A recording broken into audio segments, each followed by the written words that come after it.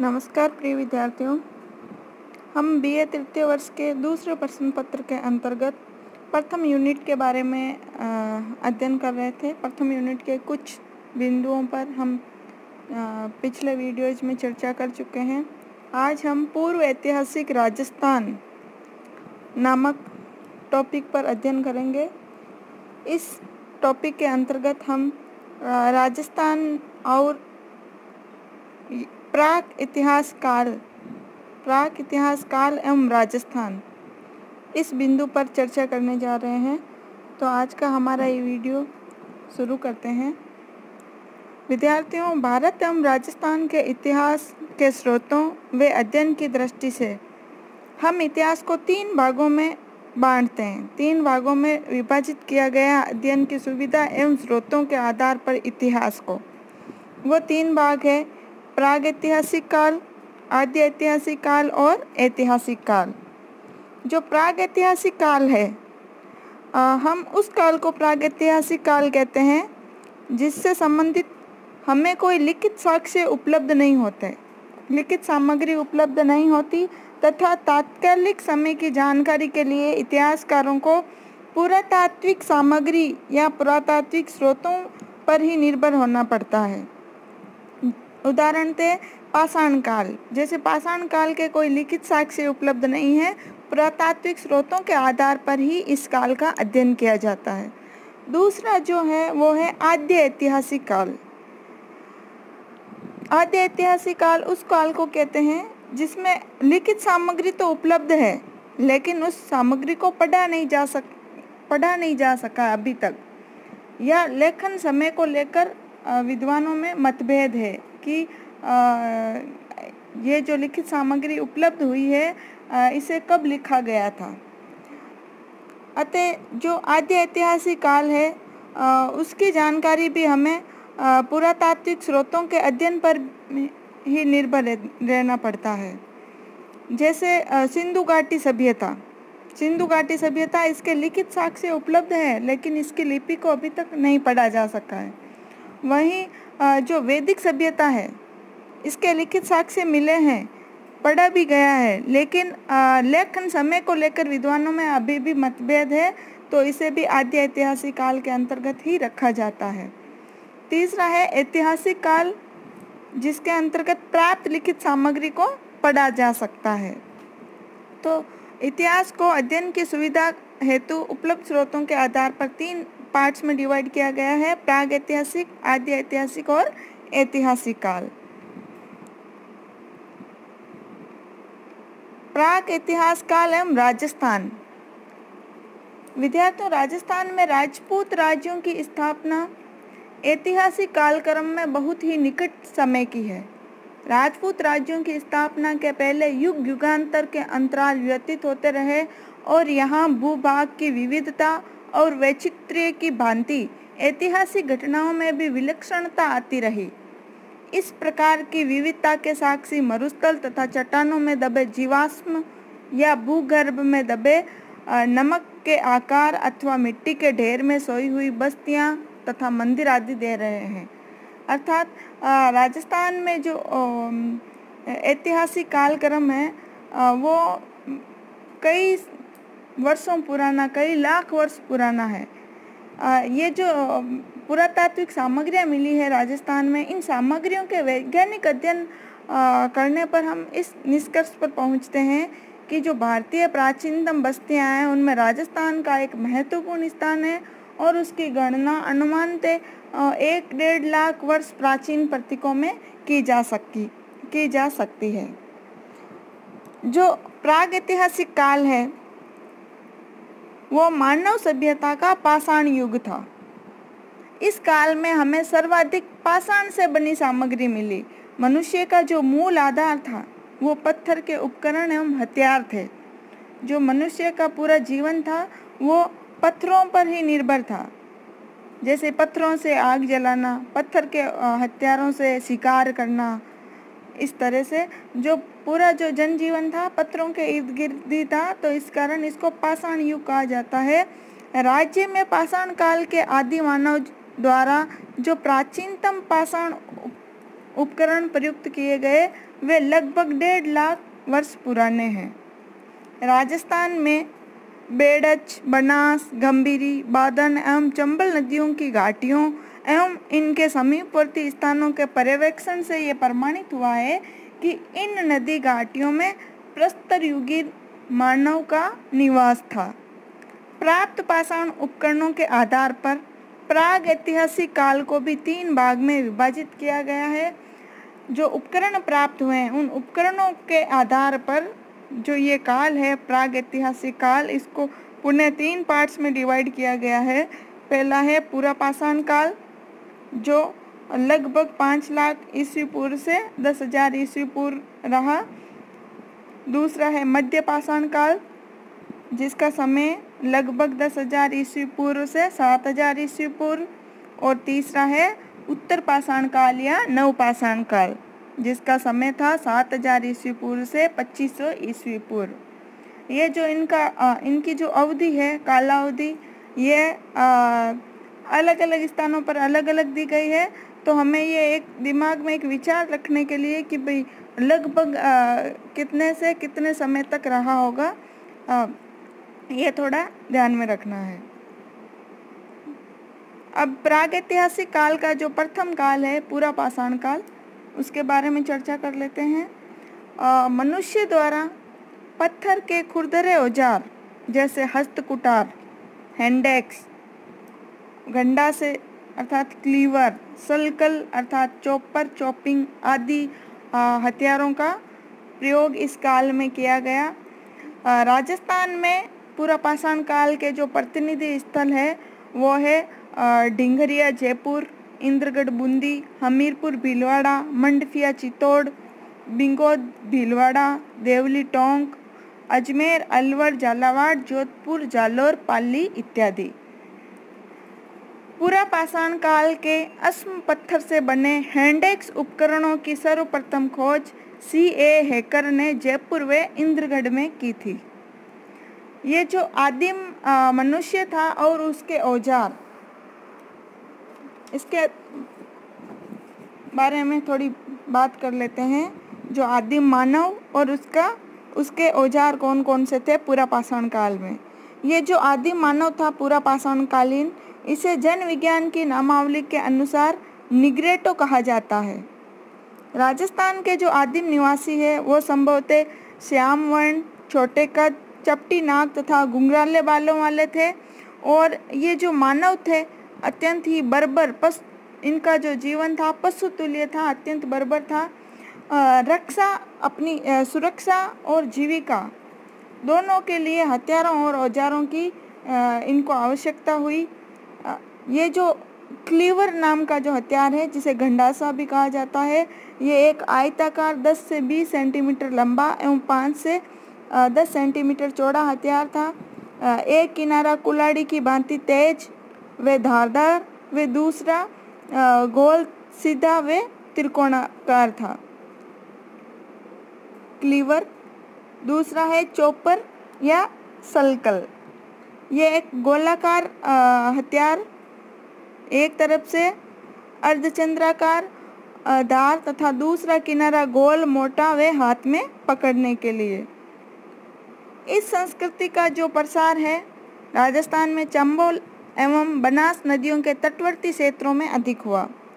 चित्तौड़गढ़ में ये पाषाण हथियार बहुतायत में प्राप्त हुए हैं, ये क्लीवर या चॉपर वगैरह। हैंडेक्स या हस्तकुठार, ये 10 सेंटीमीटर से 20 सेंटीमीटर लंबा नोकदार, एक ओर से गोल दूसरी ओर से नुकीला तथा तेज किनारे वाला पाषाण औजार है। ये हैंडेक्स संस्कृति है। विराटनगर, भानगढ़ तथा ढिंगरिया से हैंडेक्स संस्कृति के अवशेष प्राप्त हुए हैं। विराटनगर में प्राकृतिक गुफाएं एवं शैलाश्रयों की भी खोज की गई है, जहाँ से पूरा पाषाण से उत्तर पाषाण कालीन सामग्री प्राप्त हुई है। लेकिन ये जो विराटनगर में प्राकृतिक गुफाएं हैं, इनमें जो चित्रित शैलाश्रय हैं, इनमें चित्र नहीं मिले हैं। वहीं दर भरतपुर से कुछ चित्रित शैलाश्रयों की भी खोज हुई है। शैलाश्रय अर्थात मानव के निवास निवास की जो गुफाएं थी। तो उधर भरतपुर से चित्रित शैलाश्रम की भी खोज की गई है, जिनमें जो चित्र मिले हैं उनमें मानव आकृति, व्याघ्र, बारहसिंगा तथा सूर्य का चित्रांकन प्रमुखते किया गया है। निवास स्थान और जीवन निर्वाह। पूरा पाषाण कालीन जो आदिम मानव था उसका निवास स्थान कैसा था, कहाँ निवास करता था और जीवन निर्वाह किस प्रकार करता था। संभवतः जो आदिम मानव था उसको अपना घर बनाना नहीं आता था, अतः धूप, वर्षा एवं शीत से बचने के लिए वे पर्वत की कंदराओं, वृक्षों के नीचे तथा नदियों या झीलों के छोड़े हुए कगारों में शरण ले लेता था, वहीं निवास करता था। राजस्थान में ऐसे स्थानों पर पूर्व पाषाण कालीन बहुत से अवशेष मिले हैं। ऐसे स्थान आदिम मानव के अस्थायी घर होते थे। ये कहना संभव नहीं है कि ये आदिम मानव राजस्थान या भारत के ही मूल निवासी थे। कुछ विद्वानों के अनुसार वे अफ्रीका से अरब, ईरान, मकरान होते हुए भारत आए और भारत के विभिन्न भागों में फैल गए। इस युग का जो मानव था वह पूर्णतः प्रकृतिजीवी था और ये जो मानव था स्वतः उत्पन्न कंदमूल, फल फूल, आखेट में मारे गए जानवरों के मांस एवं नदियों या तटों या झीलों के तट पर पकड़ी गई मछलियों से ही अपनी उदरपूर्ति करता था। इसके लिए उसे इधर उधर घूमना पड़ता था, शिकार के लिए इधर उधर भटकना पड़ता था, कंदमूल, फल फूल वगैरह इकट्ठे करने के लिए भी उसको इधर उधर घूमना पड़ता था। और शायद उसको जो आग जलाने की क्रिया नहीं आती थी पूर्व पाषाण कालीन मानव को, इसलिए वह पशुओं की तरह जानवरों का कच्चा मांस या कच्चे कंद मूल व फल फूलों का भोजन करता था। इन तथ्यों से हमें पूर्व पाषाण कालीन जो मानव है उसमें मौलिक संस्कृति के अंकुर दिखाई देते हैं, क्योंकि आदिम मानव ने शिकार करने अथवा कंदमूल बटोरने में भी अपनी बुद्धि का प्रयोग किया था और अपनी सुरक्षा के लिए जो विभिन्न हथियारों का प्रयोग किया वो इस बात का द्योतक है कि बुद्धि के साथ साथ उनमें विवेक के बीज भी अंकुरित होने लग गए थे। अर्थात उन्हें ये एहसास होने लग गया था कि कौन से पशुओं का शिकार करना है, कौन से कंद मूल का सेवन करना है और एक स्थान से दूसरे स्थान तक कैसे जाएंगे। ये सभी क्रियाएं उनमें बुद्धि बल के भी प्रमाण हैं। वस्त्र। आदिम मानव पेड़ों के पत्तों, वृक्षों की छाल, जानवरों की खाल से अपने शरीर को ढकता था। आदिम मानव अर्थात पूर्व पाषाण कालीन मानव का आर्थिक जीवन क्या था, आर्थिक रूप से उनका जो जीवन था वो कैसा था। तो प्रारंभ में आवश्यकताओं की पूर्ति के लिए ये जो मानव था स्वयं ही अपने प्रयत्न और व्यवस्था स्वयं खुद करता था। फिर भी समय के साथ साथ उसके साधनों में उत्तरोत्तर उन्नति अवश्य होती गई। अपने हथियारों एवं औजारों को फेंककर शिकार करने से एक कदम आगे बढ़कर कालांतर में उसने धनुष एवं बाण का ज्ञान प्राप्त किया और फिर शिकार में उसने अधिक तेज व सफल औजारों का प्रयोग करना भी शुरू कर दिया। वृक्षों की शाखाओं, पर्वत की कंदराओं व गुफाओं को छोड़कर धीरे धीरे उसने तंबू बनाने के सफल प्रयोग किए। चमड़े की खाल से और उसी चमड़े के धागों का उपयोग करके सींग, हड्डी अथवा हाथीदांत की बनी हुई सुइयों से तंबू वे अपने पहनने ओढ़ने के लिए खोल बनाना भी धीरे धीरे आदिमानव ने सीख लिया। अतः ये स्पष्ट है कि राजस्थान का आदिमानव भी भारतवर्ष की भांति पूर्णतः आत्मनिर्भर था। खुदाई में उपलब्ध इस युग से संबंधित अन्य वस्तुओं के साथ साथ शंख और कोडियाँ भी प्राप्त हुई है। शंख और कोडियाँ भी उपलब्ध हुई है, जबकि शंख और कोडियों का स्वाभाविक रूप से समुद्र तटों पर ही पाया जाना संभव था। इसके अतिरिक्त इस युग से संबंधित कुछ ऐसी सामग्री भी मिली है जो किसी अन्य स्थान से लाई गई मालूम पड़ती है। इस आधार पर यह अनुमान लगाया जाता है कि राजस्थान का जो आदिम मानव था वो आदान प्रदान अर्थात विनिमय पद्धति से परिचित था और अपनी आवश्यकताओं को पूरा करने के लिए वो विनिमय पद्धति का भी प्रयोग करता था, आदान प्रदान का प्रयोग करता था अपने जीवन में। नेक्स्ट है सामाजिक एवं धार्मिक जीवन। मनुष्य का स्वभाव ही छोटे छोटे झुंडों में रहना रहा है, अतः यह अनुमान लगाया जाता है कि राजस्थान में भी तत्कालीन युग के मानव झुंडों में एक प्रकार का संगठन अवश्य रहा होगा। तत्कालीन युग के मानव में झुंडों में एक प्रकार के संगठन अवश्य रहा होगा।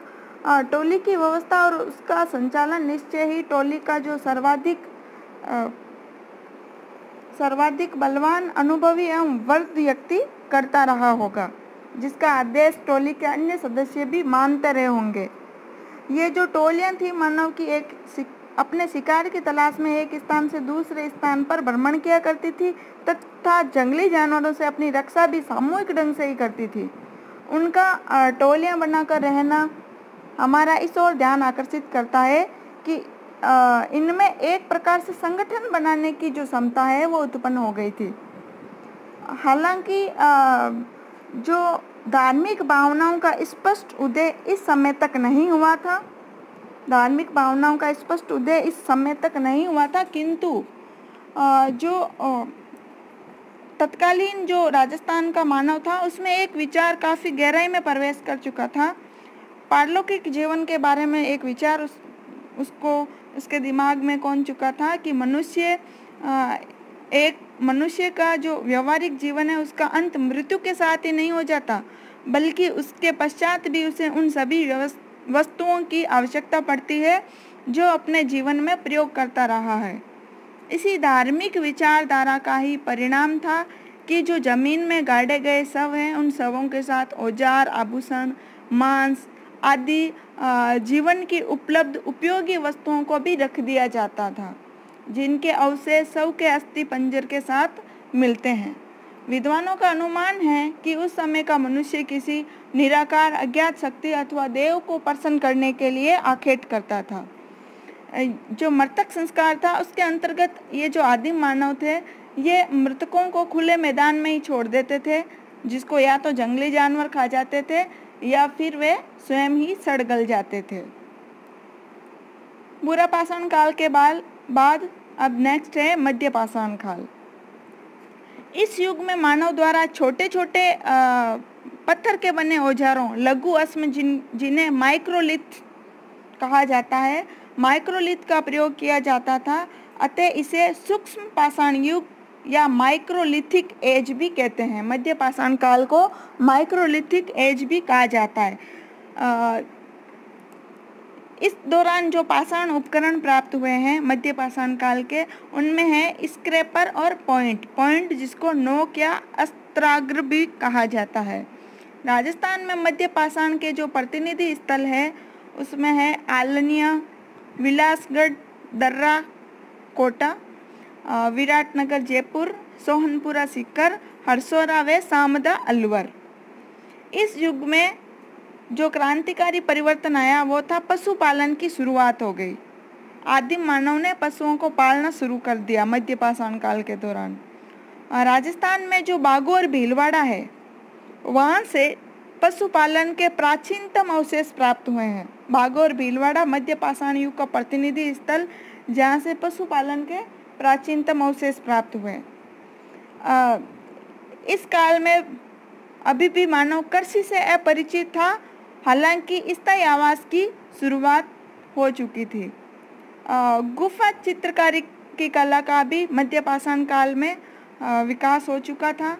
बागोर भीलवाड़ा एवं तिलवाड़ा बाड़मेर से मध्य पाषाण कालीन लघु आकार के पाषाण उपकरण जिन्हें माइक्रोलिथ कहा जाता है प्राप्त हुए।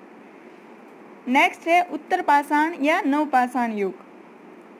इस काल का जो मानव है उसे इस काल का निर्माण करने वाली एक दूसरी जाति के पुरुष थे जिनको प्रोटो ऑस्ट्रेलियड नाम दिया गया है और इनकी जो संस्कृति थी नियोलिथिक कल्चर के नाम से प्रसिद्ध है। इस काल की जो सबसे प्रमुख विशेषता थी उत्तर पाषाण या नवपाषाण युग की, वो था कृषि द्वारा खाद्यान्न उत्पादन प्रारंभ। और चूंकि खाद्यान्न उत्पादन प्रारंभ कर दिया था, कृषि कृषि का कार्य शुरू कर दिया गया था मानव द्वारा, तो इसलिए जो जीवन था वो स्थिर ग्राम्य जीवन हो गया था। एक जगह स्थायी रूप से निवास करना मानव ने शुरू कर दिया था और कपास की खेती भी प्रारंभ हो चुकी थी। निवास स्थान और औजार। नदी तट और पहाड़ियों की समतल पीठों पर मकान बनाने का प्रयास आदिम मानव ने नवपाषाण काल में किया। भवन निर्माण कला का ये जो था प्रथम प्रयोग था। पत्थर के टुकड़े और मिट्टी के बड़े बड़े ढेले एक दूसरे के ऊपर रखकर मकान की दीवार बनाई गई। फूस, पेड़ों की टहनियों, लकड़ी व जानवरों की हड्डियों को जोड़कर मकान की छत तैयार की गई। ये जो मकान थे आदिम मानव के नवपाषाण काल में झुंडों में निर्मित किए गए, जो कि मानव की सामाजिकता और संगठनात्मक प्रवृत्ति को प्रकट करते हैं। यहीं से सामूहिक जीवन का श्री गणेश होता है। ये जो नवपाषाण कालीन मानव था, इनके जो औजार थे वो अभी भी मुख्य रूप से पाषाण के औजारों पर ही निर्भर था। फिर भी इनके जो औजार हैं वो पूर्व पाषाण युग तथा मध्य पाषाण युग के औजारों से सर्वथा भिन्न थे। ये औजार केवल पत्थर काटकर ही नहीं बनाए जाते थे, बल्कि अधिकांश ये परिष्कृत, सुगढ़, पॉलिश किए हुए तथा अन्य कठोर धातु से घिसकर नुकीले और सुंदर बनाए जाते थे। ये औजार अनेक प्रकार के होते थे, जैसे कुल्हाड़ियाँ, चाकू, तीर, ओखली, मुसल तथा पीसने के औजार। जो इनका जो औजार था स्क्रैपर था। ये खाल या मांस मज्जा निकालने के काम आता था। और पॉइंटर जो कि था तीखा नुकीला अस्त्र होता था जो शिकार के काम आता था। इस काल में पहिए का आविष्कार हो चुका था। एक और क्रांतिकारी जो आविष्कार था, एक था कृषि का आविष्कार, दूसरा था पहिए का आविष्कार। और एक और प्रमुख क्रांतिकारी आविष्कार था चाक पर मिट्टी के बर्तन बनाना। मिट्टी के बर्तन बनाने शुरू हो चुके थे। पहले बर्तन हाथ से बनाने शुरू हुए, फिर धीरे धीरे चाक पर बर्तन बनने लगे, अर्थात कुंभकारी का प्रारंभ हो गया। राजस्थान में जो उत्तर पाषाण युगीन औजार तथा बर्तन वो चित्तौड़ जिले में बेड़च व गंभीरी नदियों के किनारे, चंबल और बामनी के तट पर, बेंसरोड व नवाघाट, बनास तट पर हमीरगढ़, जहाजपुर, भीलवाड़ा, देवली, टोंक, गिलूंड, राजसमंद, लूनी नदी के तट पर पाली, समदड़ी, शिकारपुर, सोजर, पिपाड़, खिंसर तथा बनास नदी के तट पर टोंक में बरनी नामक स्थान से प्राप्त हुए हैं। नवपाषाण युगीन जो मानव था उसके उद्योग धंधों में पशुपालन व्यवसाय के रूप में शुरू हो चुका था। जो मध्य पाषाण काल में जो पशुपालन की शुरुआत हुई थी, आते आते नवपाषाण काल में इसको एक व्यवसाय के रूप में शुरू कर दिया गया। पशुपालन को व्यवसाय बना दिया गया। और इस काल का मानव नाविक कला से भी विज्ञ था, नाविक कला से भी परिचित था। और जो सर्वाधिक क्रांतिकारी जो आविष्कार था वो था कृषि। बढ़ई, कुम्हार, बुनकर, रंगरेज आदि के व्यवसाय भी शुरू हो गए। भोजन एवं अग्नि का उपयोग। पत्थर या लकड़ी की रगड़ से आग जलाना सीख लिया मानव ने। जब उसने पत्थर टूटने या आपस की रगड़ से निकलती हुई चिंगारियों, पेड़ों की डालों की रगड़ से आग लगना और कभी कभी जंगल की भयानक आग को देखा, तो अचानक उसने दावानल से जले भुने जानवरों का मांस खाया जिसका स्वाद उसे अच्छा लगा। इस अनुभव से उसने पत्थर या लकड़ी की रगड़ से अग्नि पैदा करने और उससे आग जलाना सीखा। उसके जो खाद्य पदार्थ थे उन खाद्य पदार्थों में फल, फूल, मांस के अतिरिक्त अपने खेतों में पैदा किया हुआ अन्न भी था।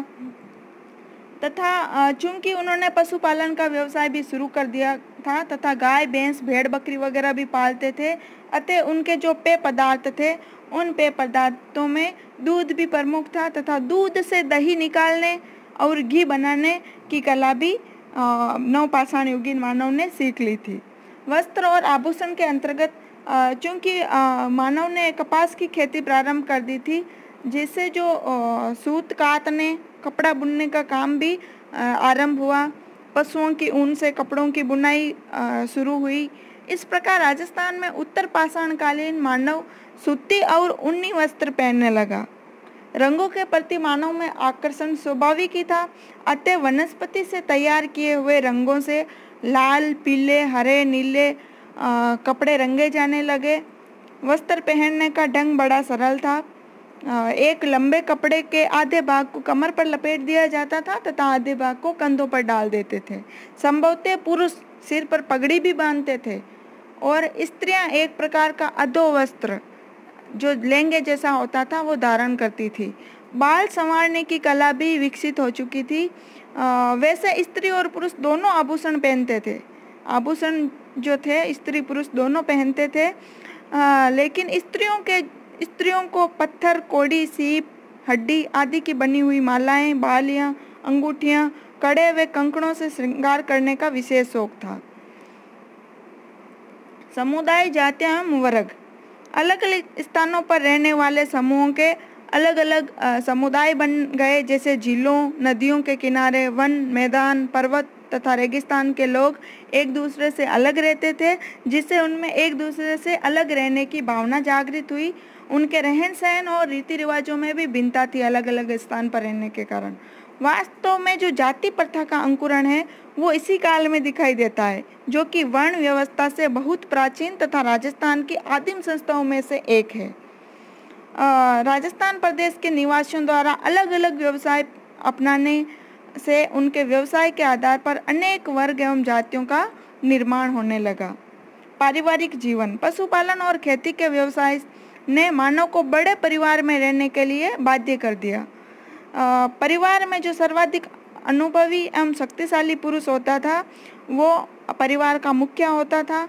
अपने अपने परिवारों के पशुओं को चराने के लिए चारागाहों के संबंध में प्राय लड़ाइयाँ हुआ करती थी, इसलिए इनके परिवारों के समूह के लिए एक नेता की आवश्यकता होती थी। अतः उस परिवार के समूह के लिए किसी एक परिवार से नेता चुन लिया जाता था। अनेक समाजशास्त्रियों की मान्यता है कि इसी प्रकार के नेता से जो राज संस्था है उसका विकास हुआ। धार्मिक जीवन, इसके अंतर्गत मृतकों की जो हड्डियां हैं, हड्डियों को रखने के लिए अस्थि पात्रों तथा शव के ऊपर बनी समाधियों से ये ज्ञात होता है कि ये लोग जीवन श्रृंखला और पुनर्जन्म में विश्वास करते थे और पितरों की पूजा भी करते थे। यद्यपि वे जीवों का संबंध किसी अभौतिक सत्ता से तो नहीं जोड़ सका, किंतु जीवन मरण के संबंध में उसके जो विचार हैं वो अधिक स्थिर हो गए। जो उत्तर पाषाण युगीन मनुष्य है वो पूर्व पाषाण युगीन मनुष्यों की भांति मृतकों के शव वन्य पशुओं के निमित्त यूं ही नहीं छोड़ देते थे, वरन उनको या तो भूगर्भ स्थित कब्र जिसे शिष्ट कहा जाता था उसमें या घड़ों में जो मिट्टी के बड़े बड़े पात्र होते थे उनमें शव को काट कर भर देते थे, या बड़े पत्थरों के बने हुए शव आसन में वो शव को रख देते थे या गाड़ देते थे। तो उनका अपना एक प्रकार का संभवतः धर्म भी था। वे काष्ठ खंडों में प्रस्तर खंडों की भी पूजा करते थे। संभवतः लिंग पूजा का विकास भी इसी युग में हुआ था। पूजा अर्चना में वे दूध, अन्न, मांस आदि पदार्थ अर्पित करते थे और कभी कभी मनुष्यों का भी बलिदान अपने देवता को प्रसन्न करने के लिए कर देते थे, अर्थात कभी कभी नर बलि भी दी जाती थी। भाषा और कला, राजस्थान में सभ्यता के विकास के साथ साथ मनुष्य ने अपने भावों को व्यक्त करने की कला में भी उन्नति की। विभिन्न स्थानों में विविध जातियों और समूहों की बोलियां स्थिर होने लगी और उन जीवन विस्तार के साथ साथ उनके शब्द भंडार में भी वृद्धि हुई। जो वर्तमान राजस्थान में जनसंख्या का काफ़ी बड़ा अंश है उत्तर पाषाण युगीन प्रोटो ऑस्ट्रेलियाइड लोगों का है, जिसमें भील, मीणा तथा मेवाड़ और सिरोही की आदिम जातियां शामिल है। संभवतः ये लोग मुंडा भाषाएं बोलते थे, क्योंकि जो मुंडा की उपभाषाएं दक्षिण पूर्वी एशिया तथा प्रशांत क्षेत्र से लेकर ऑस्ट्रेलिया तक के लोगों की प्राथमिक बोलियां रही है। इस युग में जो कला की वंजना थी वो विशेषकर मिट्टी के बर्तनों पर मिलती है। उनकी कलात्मक क्षमता का परिचय न केवल मिट्टी के बर्तनों तथा आभूषणों के नमूनों में प्राप्त होता है, बल्कि शिलाओं तथा पर्वतों की कंदराओं की दीवारों पर आखेट तथा नृत्य के दृश्य भी चित्रित है। यद्यपि इनके ये जो चित्र हैं अत्यंत ही भद्दे व सौंदर्यहीन है, फिर भी मनुष्य के कलात्मक पर्यटन के सबसे पुराने नमूने हैं। तो विद्यार्थियों, आज हमने प्राग ऐतिहासिक कालीन राजस्थान के बारे में अध्ययन किया, जिसके अंतर्गत हमने पूरा पाषाण काल, मध्य पाषाण काल और नव पाषाण कालीन आदिम मानव के बारे, उनके रहन सहन, निवास स्थान, जीवन निर्वाह, भोजन, उद्योग धंधों, आर्थिक स्थिति, वस्त्र, आभूषणों, सामुदायिक जीवन, पारिवारिक जीवन, धार्मिक जीवन इत्यादि के बारे में चर्चा की। आज का हमारा ये वीडियो यहीं समाप्त होता है। धन्यवाद।